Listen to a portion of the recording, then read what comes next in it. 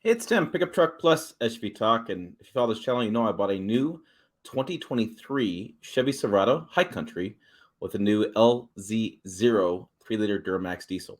But, lots of questions about the truck because when I did my first initial walk-around video, which I'll link to above, I didn't have the sales sticker, well, in my hands because it was cold. I was driving home. So I thought, let's do this video. Let's throw that on the screen, the sales sticker. Let's go through all the details in that truck. And that way, if you have any questions, I'll just link to this video. Make it easy on me. I like being easy on me. I'll also kind of tell you what my payments are, which always freaks people out. But let's just talk about it. So let's go. Let's do this one. All right, here we go. So this is a 2023 Silverado Crew High Country 4-wheel drive. You may remember on the other video, I went 23 because it's refreshed interior. I went High Country because I wanted all the options. And it turns out I didn't get all the options.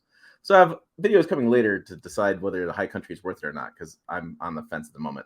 It's dark ash metallic. I'd love to go outside to show you some video of the exterior, but it was negative 16 degrees when I got this morning. So I'll have a video later on today about cold start with that diesel, because it's going to be interesting.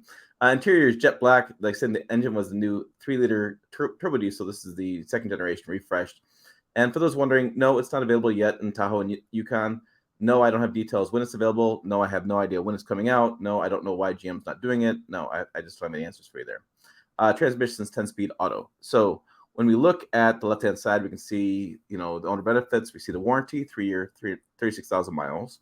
The powertrain is 5-year, 100,000 miles. And we have the first maintenance is free, right? Let me look at the screen a little bit differently. First maintenance visit is free.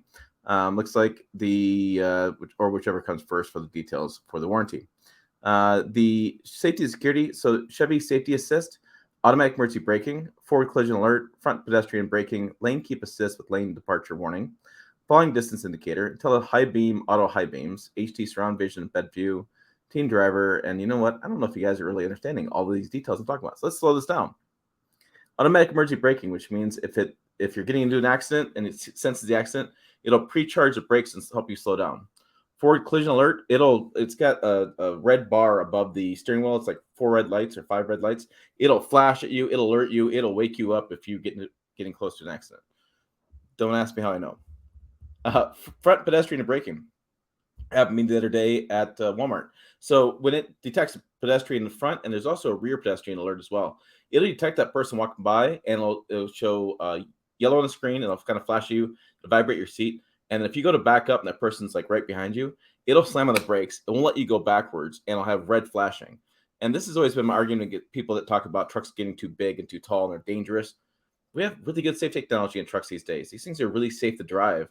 And I would argue they're safer to drive than most sedans are because you can sit up a little bit higher, you can see more around you. The view's a lot better with the windshield looking around, plus all these safety alerts. So lane keep assist with lane departure warning. So it'll help you stay in the lane. It uses some cameras to pick up the lane lines if it can see the lane lines, and it'll vibrate the seat to let you know if you're leaving it's either right-hand seat or left-hand seat, depending which way you're leaving that lane. Auto high beams, that's a great feature. You can press a button at the end of the stalk, and it has automatic high beams when you're driving along. So that way you can actually, you don't have to flash you have to go back and forth with the stick to turn on high beams. I've used that. It works out great. Every once in a while, it gets a road sign, kind of messes up a little bit, but it's fantastic. You just got to drive along. HD surround vision and bed view. So it's got a big camera inside the interior, and it's high definition surround vision. So I'll show you all the corners around your vehicle, and you can actually see inside the bed as well. It doesn't work at highway speeds for an extended period of time, and that's just based on National Highway Traffic Safety Administration's rules and regulations. But you can click on it, and for a really short matter of time, it'll show you what's in the bed.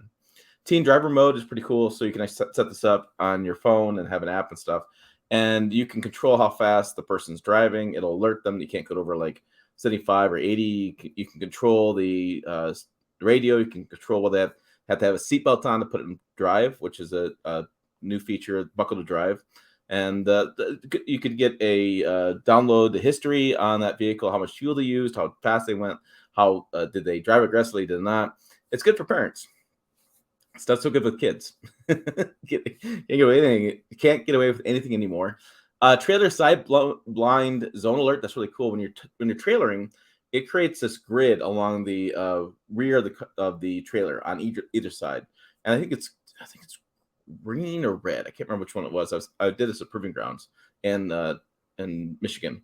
Anyways, you insert the trailer length into the computer and you hook up the trailer, and then it'll alert you if you're changing lanes. It'll actually look at the vehicle and the vehicle behind you, as far as it'll create this green grid on the ground behind when you're changing lanes, and it'll alert you whether it's green to go or red. Yeah, red, you can't change lanes. So not only is it looking out for you in side blind zones to make sure you're not cutting somebody off, but you have the trailer too. Really cool feature.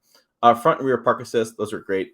It shows up in this case, it shows up on the dash, and it'll actually show different grades of yellow and red as far as getting close to objects. Helpful for pulling in the garages or pulling into a parking spot. Rear cross traffic braking. So again, like if you're at Walmart and you're backing up, if if car's going behind you, it'll actually alert you a car's going down this row. So it's really handy, especially because we all have trucks, especially my part of the country, and so you can't always see around all the vehicles when you're backing up. That's really handy. Like I said, when you back up, it'll send a sensor down the lane so you don't back up into somebody. We talked about rear pedestrian alert. We talked about a safety alert seat, and so that's a seat that vibrates. Performance mechanical. It has the G80. It's the auto locking rear differential. It's one of the criticisms of General Motors. They like the G80 and they think it works great. Some people like myself would prefer to have a button to push to turn on the rear differential. So there's always some argument going on there. Auto track 2-speed transfer case. Again, this is something we've talked about a lot more in the videos previously. With the High Country, you can get 4-low. Z71 you get 4-low. Trail Boss you get 4-low. That's what this meaning, 2-speed. They also have a 1-speed where they don't offer 4-low. They offer train mode, and certain trims of Silverado actually only come with train mode, not with 4-low. We have the stipulated track with trailer sway, control, and hill start assist. So if you are trailering, it'll help control that sway of that trailer, and hill start assist. So if you're on a hill, when you put it in, when you turn it on and start, it won't slide backwards like normally like an automatic transmission will. It'll help you assist you to keep going up that hill, so you're not sliding all the way down the hill. All-terrain tires, which we'll get more into that a little bit. Trailering package with hitch guidance, and we'll get more on that as well. And trailer brake controller. So that's the controller inside the cabin. I'm using my fingers to squeeze, but you basically squeeze and it sets the trailer brake controls. I have the Chevy Infotainment 3 Premium with Google built in, so it's a Google operating system. I signed up my phone. It was kind of cool. I just kind of, maybe I should have done a video on it, but it was pretty simple. It just said, do you want to sign on your phone? You press yes. You go to your phone, and your phone says, do you want to sign in? You press yes, and you click your password, and it links to the truck, and I'm there. The one thing that I can figure that it allows me to do, though, it pulls up my recent searches. I don't know how useful that is. I'm going to do more research into that as I own it to see if it's actually useful. 13.4-inch diagonal HD color touchscreen. You get AM, FM, Bluetooth for music, and most phones with wireless Android Auto and Apple CarPlay. So mine is 11, 12 Apple iPhone. I think I'm 2 generations behind, and it works with mine for wireless CarPlay. 12.3-inch diagonal digital information screen. That is behind the steering wheel, and you'll see through the different videos. I show you different settings. I'll show you different things. It's all digital. You can actually have it set up 3 or 4 different ways, and you can actually adjust what you want on each of the gauges, left and right. Bose premium sound system, which rocks. The controversial 3 years remote access OnStar and Wi-Fi data capable. So they're including that into the vehicle now.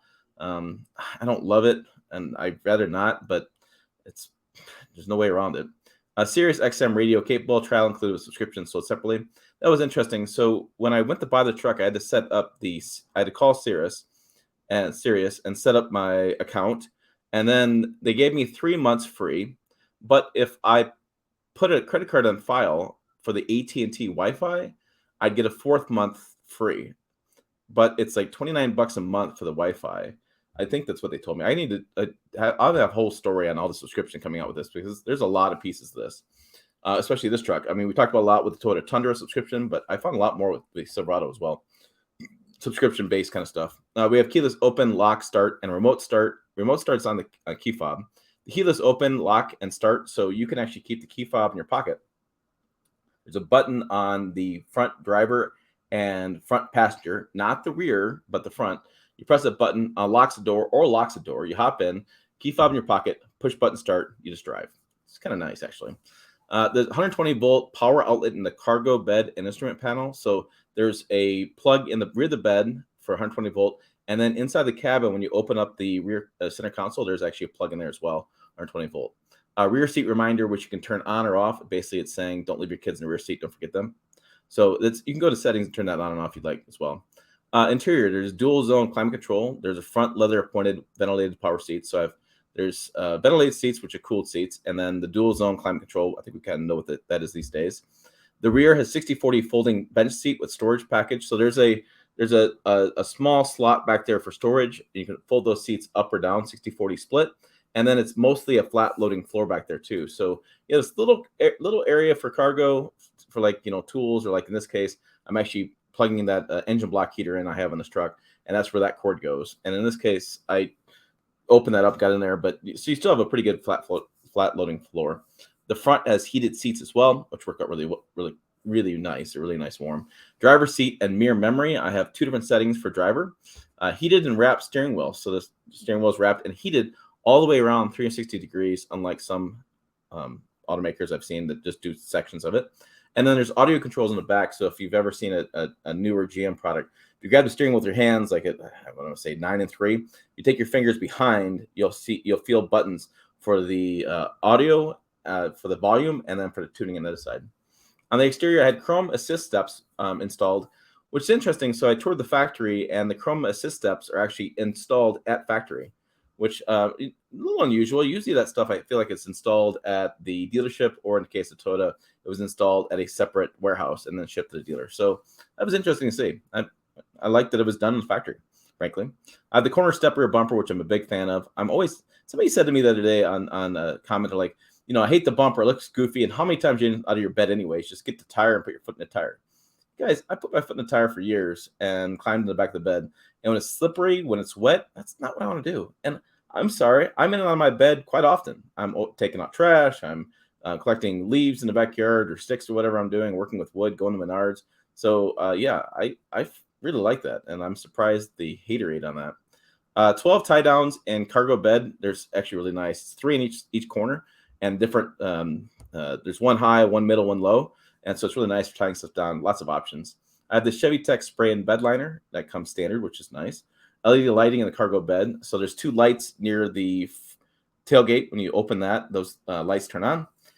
Power up and down tailgate, which I need to figure out the power up. I figured out the power down, but I pressed the button a couple more times and then up the other day. So that's my fault. I will figure that out when it's not freaking 16 degrees below. I'm sure it's in the manual. I just didn't get to that page yet.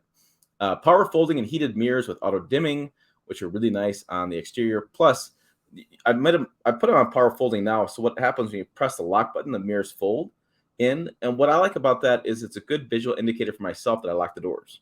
It's like, hello, when the mirrors are folded in, the truck's locked. So it's just an easy reminder for me, which I really like too. And when you go to the bank and go drive through, it's nice to press a button and have those mirrors fold in. High intensity LED reflector headlamps with signature daytime running lamps. So the signature daytime running lamps are interesting. I already have a recall on those. Apparently they're not working for all the different trucks. I got to get that taken care of. They are LED reflector headlamps in the front, and I will try to do a video one of these nights where I'm walking around at night and show you how it looks at night. But it's pretty bright. It's nice. It's good visibility out there. LED fog lamps, which they are. It's somewhat hard to see. They're underneath the bumper on the very bottom of the bumper, next to the chrome toe hooks. There's like these little slots in that chrome bumper, and the fog lamps are in there. LED signature tail lamps, so that's on the rear. Those look pretty good. The chrome recovery hooks. Thank God I got toe hooks. Power rear sliding window. It's a very small window in the back. I generally don't use that very often. It's kind of funny. People ask me I just have the Tundra I'm getting ready to sell. They were asking me, well, don't use the big rear window in the Tundra. And I do. We just don't have that same kind of temperature up here in Nebraska. I can open it for a little bit, but then we get wind, we get corn stalks, we get stuff blowing in the cabin. I just don't use it as often as I thought it would. Dual exhaust with polished tips. Those are the exhaust tips that are built into the bumper, which is nice. There's nothing else hanging down. And if you go off-roading, whatever, you're always smacking the tailpipe. And so in this case, you're putting the bumper. I like it. So that's the standard vehicle price, $64,600.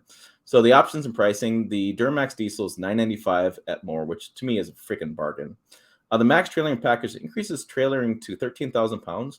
But I think even more than that, there's more features. Like people were saying in the comments sometimes, like, why Why do you need that much more towing? Well, it's not so much more towing. It's that you get the enhanced cooling radiator. So it's going to cool down the engine better at when you're towing, which is very useful. 9.7 inch, the bigger rear axle. I have the revised shock tuning and the heavy duty rear springs. And so that way it keeps it from sagging so much when hooking up a trailer. I don't have so much squat.